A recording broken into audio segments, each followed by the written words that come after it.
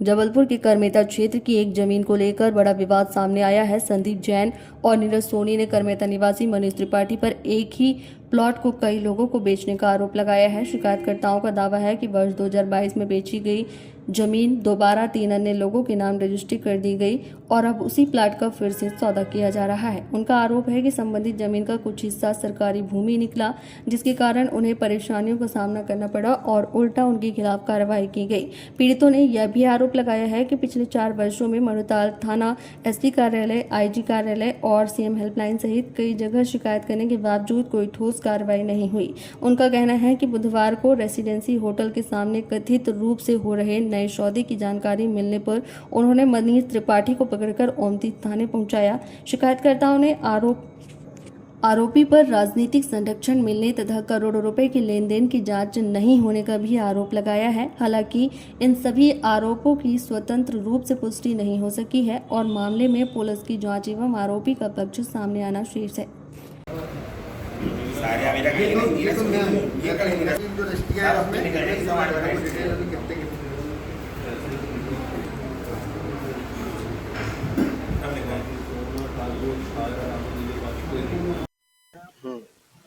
करमेता निवासी मनीष त्रिपाठी ये ओमती में एक प्लॉट का सौदा कर रहा था 6,500 स्क्वायर फुट का, जो कि प्लॉट 2022 में ऑलरेडी बेच चुका है। और मेरे को बेचने के बाद इसने 2026 में 3 लोगों को और रजिस्ट्रियां कर दी है, जो कि प्लॉट इसके नाम पे सिर्फ 6,500 फुट चढ़ा हुआ है, लेकिन इसने 13,500 स्क्वायर फुट जमीन बेच दी है 4 लोगों को। मैंने इसकी एसपी ऑफिस में कंप्लेन की है, सीएम हेल्पलाइन डाली है, इसके बाद मैंने आईजी ऑफिस में कंप्लेन करी है, मैंने सब जगह कंप्लेन की। मुझे 4 साल हो गया और मैं परेशान हो गया था। पुलिस प्रशासन को मैंने इतनी कंप्लेंट करी है, अभी तक कुछ हुआ नहीं।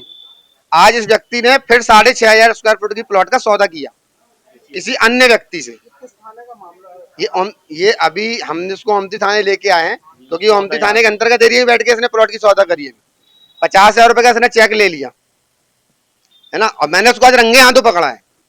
ये 6,500 स्क्वायर फुट जमीन का फिर सौदा कर रहा था किसी और को। अभी मैं अगर इसको आज नहीं पकड़ता तो ये 4थी 5वीं रजिस्ट्री फिर कर देता किसी को। लेकिन ये मेरी जमीन है 69,50,000। इसकी शिकायत पूर्व में अपन लोग दे चुके हैं, कर चुके हैं। माड़ोताल थाने में 2022 में मैंने लिखित आवेदन दिया था। जांच चल रही है, अभी भी जांच ही चल रही है। सीएम हेल्पलाइन मैंने लगाई थी 3 बार, 2 बार मुझे बुला के कटवा दी गई। इस बार मैंने बोला था मैं सीएम हेल्पलाइन नहीं कटवाऊंगा। ये भू माफिया है ना, ये फर्जी प्लाट बेचता है और इसको पूरा ना संरक्षण है।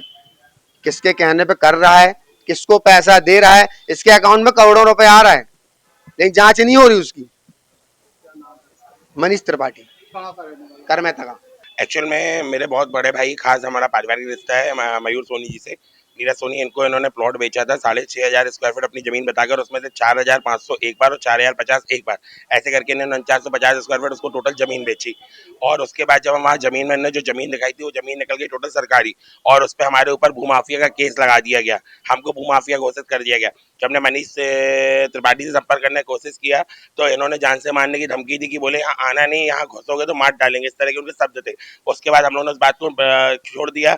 बहुत थाने के चक्कर काटे, बहुत सीएम हेल्पलाइन लगाई तो टीआई साहब बार बार बुला के सीएम हेल्पलाइन कटवा देते थे। बार बार बुला के हम लोग को दबाव दिया जाता था कि आप अगर सीएम हेल्पलाइन लगाओगे या कहीं कंप्लेंट करोगे तो उल्टा आपको मामला बना देंगे, ऐसा करने के बहुत दबाव बनाया। उसके बाद हम लोगों ने चलो जाने दो, भाई हमारा पैसा तो चला गया, हम लोगों ने छोड़ दिया था। उसके बाद जब अभी पता चला कि जमीन बेच रहे हैं तो हमने इनसे पता करा तो ये सारी जानकारी निकली कि जमीन कहाँ किसको कितनी बेच रहे हैं।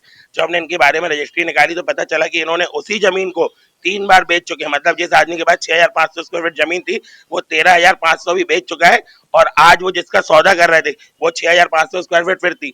मतलब ये 6,000 जमीन रखने के बाद 20,000 स्क्वायर फीट जमीन बेचने वाले थे। जब इनको आज हमने मौके से पकड़ा तो इनके साथ के लोगों ने कई राजनीतिक लोगों के नाम लिए।